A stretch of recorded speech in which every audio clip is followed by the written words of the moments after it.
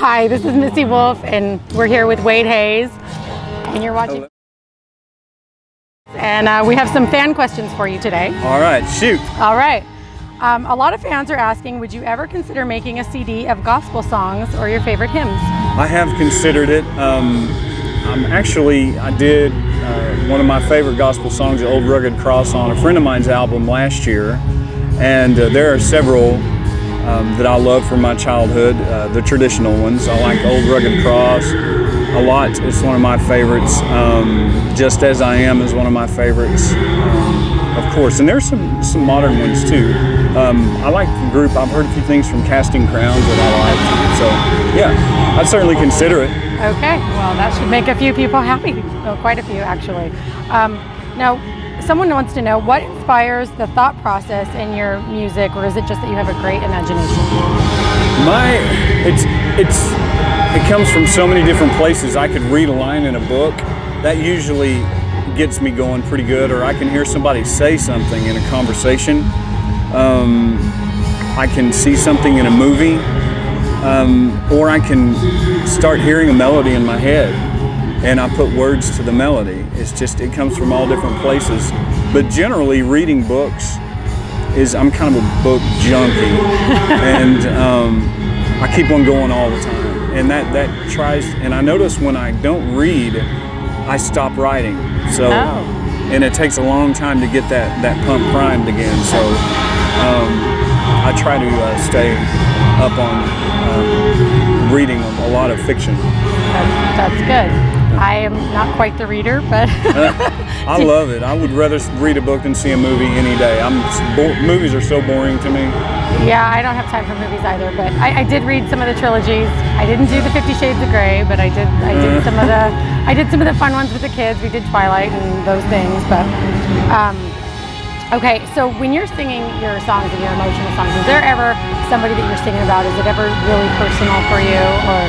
Of course, there are some songs that I've written that have started with an idea of something that I've been through. Some of the songs are that way, but a lot of the time it's stories I've heard and things I've seen firsthand people go through, and they're not necessarily personal every time, but they're and of course, you can embellish.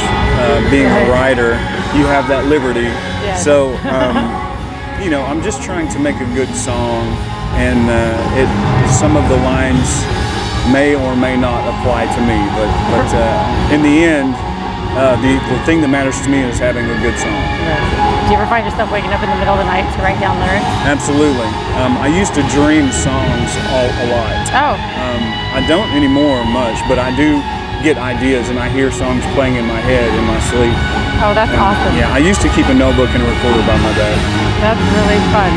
It's weird. It's an odd sensation. Well, you hear about it, but I've never actually had the opportunity to ask anyone if they've done that. I actually used to hear music playing in the house, and I would actually get up sometimes and try and find out where it was coming from. Wow. Yeah, I know. I've never told anybody that, but that's bizarro, and I have no idea. But you know what? That is really fun and exciting. I don't know. I think that would be really kind of cool. It's creepy at times, and it happened recently, and it turns out it's just something that's playing in my head. Well, I think it would be more creepy if you couldn't shut it off. Yeah, well, you can't. You can't. It goes away on its own. So. Oh wow! All right. Well, I wasn't expecting that. That's awesome. Okay, this one's fun. My friend Connie, I love her to pieces. If you weren't singing, what would you be doing with your life?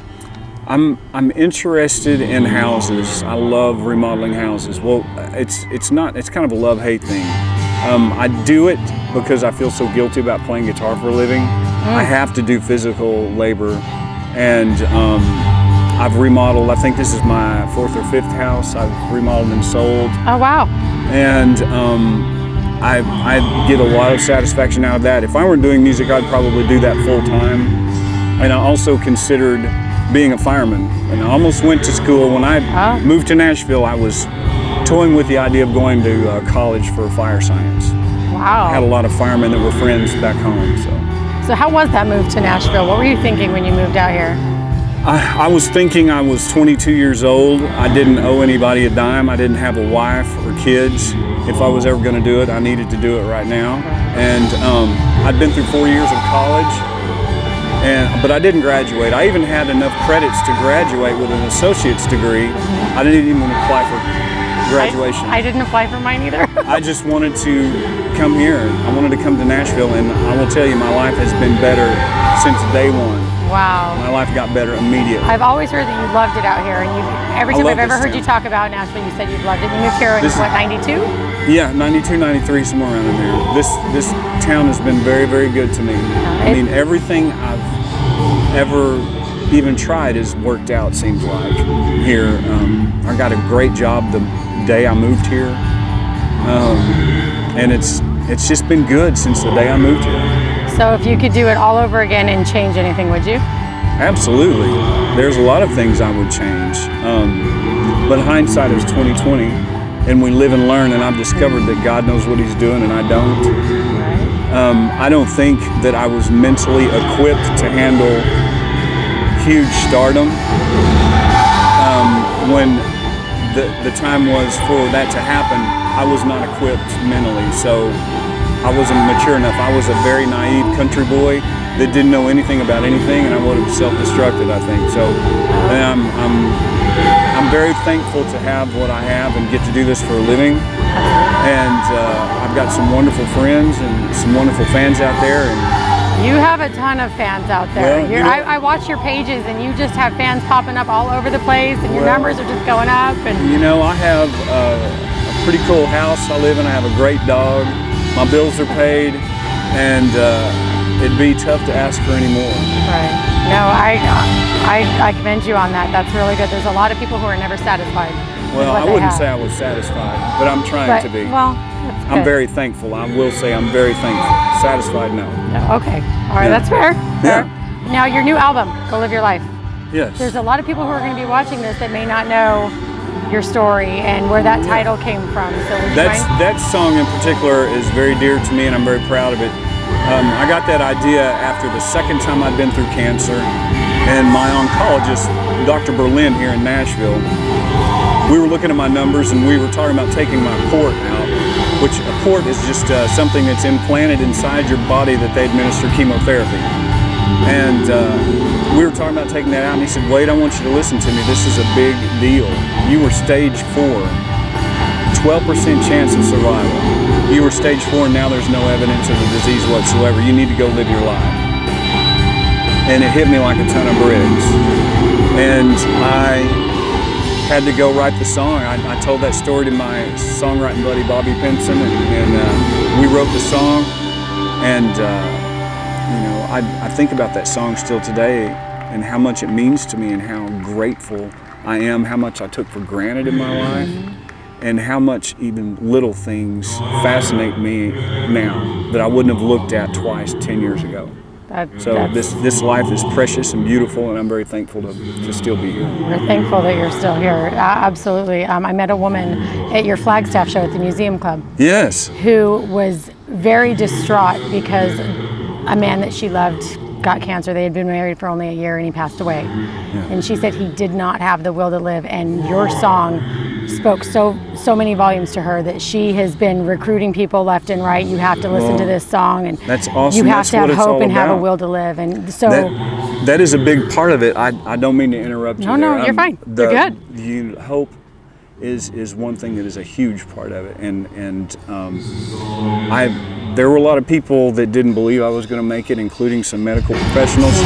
And I met a guy through my oncologist, Dr. Berlin again, who had almost the identical situation I had, and he was still alive, and is still alive after 9 years. And I saw that somebody could do it. And it gave me a lot of hope at a time I really needed it. So I'm hoping that's the reason I'm sharing my story. One of the reasons. Normally I'm a very private person, but I feel very, very led to share this with people and hopefully give them the hope that I experienced that day. Well, absolutely, and that's why I wanted to bring her up and share that with you, because that's awesome. I love to hear stories. I cried with her during your show. It was really sweet. Okay, So I have some more questions. When will you do a Christmas album? I've had a lot of requests. Yeah. When is he going to do a Christmas album, or at least a song on a CD? I might do a song, but you know, I have to say, Christmas to me is for the kiddos. I've never been a big Christmas guy. I wasn't fortunate enough to have children, so I kind of, you know, that's a part of my life that is really, you know, I don't think that much about it.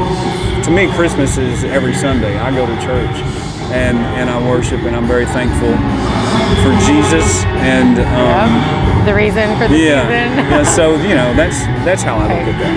Okay.